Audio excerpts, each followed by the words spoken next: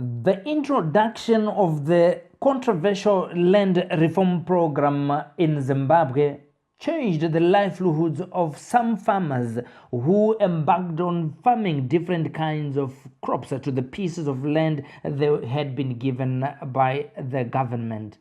As their lives turned around, it was not so for the bushes of Zimbabwe, as deforestation became the order of the day as they used firewood to cure the tobacco. However, a former commercial farmer, Brian Stockhill, turned into a farm laborer after the introduction of the land grab program.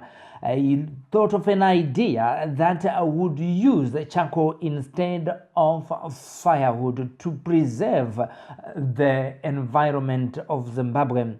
ZimDI TV News caught up with Brian Stockhill and he explains. Tiso tirikuedza kugadzira kuti miti dziregere kuchegwa kunopisa foja, and kuti foja racho tinogona kupisa ine thermostat and red malplate nemarasha.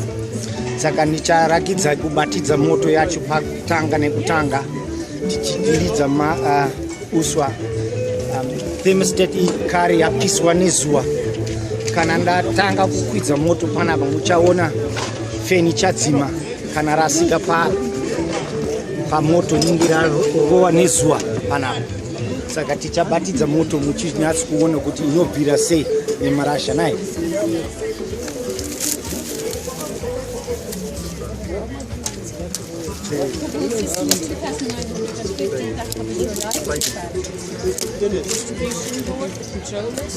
The external lights and the backlight dish. Taisa uswa ni miti ya ipapa. Saka manje tichamutsa feni. Tirikuda kuisa marasha izozo. Kasika isa marasha. That's totally DC. Tirkumutsa feni manje. Tamutsa feni manje. Katanga kubhire. And maona marasha racho hari dugu so. Uchaona achabhira manje.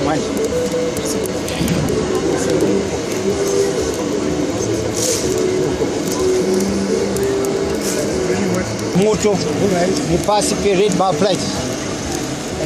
Plate yacho ndio chatanga kubatsira kuti marasha ibvire kuti tiore igare nenamba zvakanaka. Saka panapa tine thermostat panapa. Kana rapisa uchaona feni chadzima manje uchaemesa thermostat padhuze inobatsira kuti tioro yako moto isingadarike and then isinga nyanyi kudzika. Kana radzika thermostat ichamutsa moto kana radzika. Basa hombe kwatiri ndokoti kuona kuti inogara nemarasha kuti moto battery ine moto yenguva yakati. Saka kana munoseya feni chinyanya kushanda moto inogona kuperera pabattery nguva munoenda kuisa marasha nini moto yapera manje.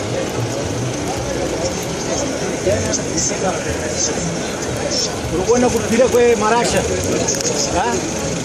yeso akanaka.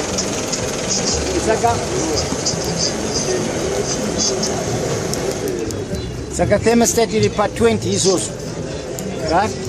Saka manje tichaisa pa 40 radzika yadzimisa ini 14